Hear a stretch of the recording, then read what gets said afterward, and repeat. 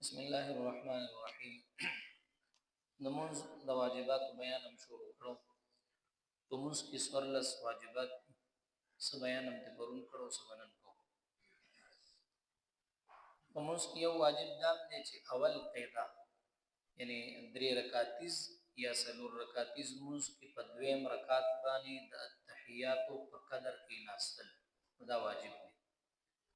اوله قاعده یعنی درې رکعاتیز یا څلور رکعاتیز موږ په دویم رکعت د التحیات یعنی عبد ورسول په مقدار کې ناستل. بل واجب په دواړو قاعدو کې تشهود یعنی التحیات لوستل. نو ګوره په قاعدو کې فرق شو. اوله قاعده واجب ده او اخره قاعده فرض ده. خو په دواړو قاعدو کې التحیات ویل داسري دا واجب دي.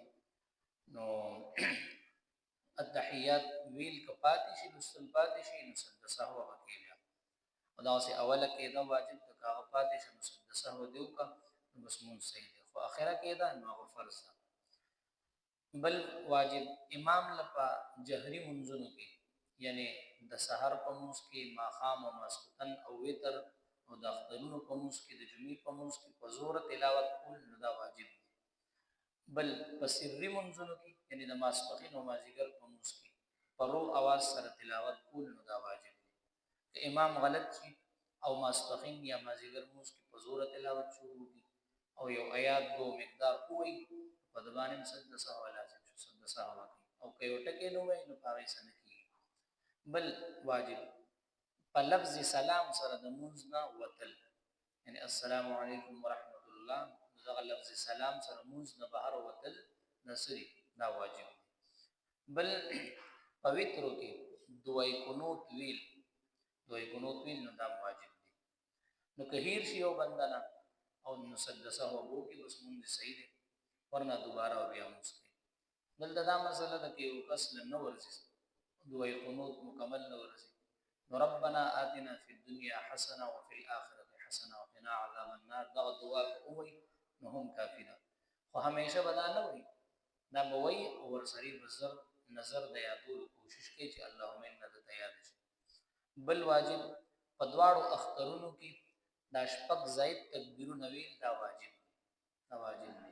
بلور زمون ویلو کې وسړې راشي اول لکات د ناغدري تکبیرونه شوي د اختر په موسم او دیرا او پرکو کې امام رونیو پرکو کې بده سبحان ربي العظیم نو هغه په ځای وي الله اکبر الله اکبر الله اکبر ولی دا دریزل الله اکبر ویل واجب دي او دا سبحان ربي العظیم ویل سنت دي. په سنت او واجب کې اوچته درجه د واجب ده. واجب برونی سي سنت بخیر ده د واجب ده د وجه نسشي دا دی پریدي.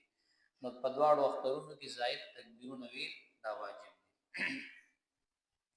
بعضی وایي چې د امام د قرائت په وخت کې مقتدی خاموش پاتې کېدل او د امام قرائت اوریدل نو دا مرسلي واجب دي.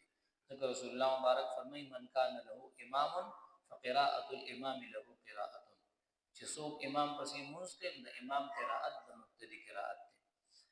خو بیا د مونږ ترجمه درود شریف پورې درود شریف ترجمه بیان وایو اللهم اے الله صلی رحمت نازل کا علی محمد و محمد باندې وعلى آل محمد او فآل د محمد باندې کما صلیت لک څنګه چې تا رحمت نازل کړي دي علی ابراهیم په ابراهیم باندې وعلى آل ابراهیم او فآل د ابراهیم باندې انک بشکتو حمید استایل شوی مجید بزرگی والے.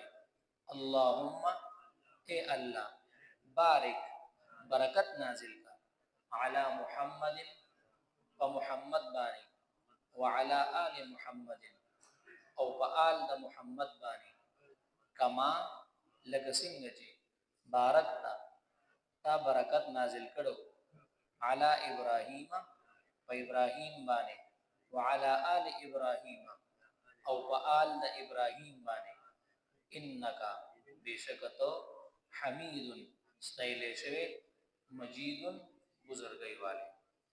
درود شریف ترجمه شو. ور پسې اللهم ربنا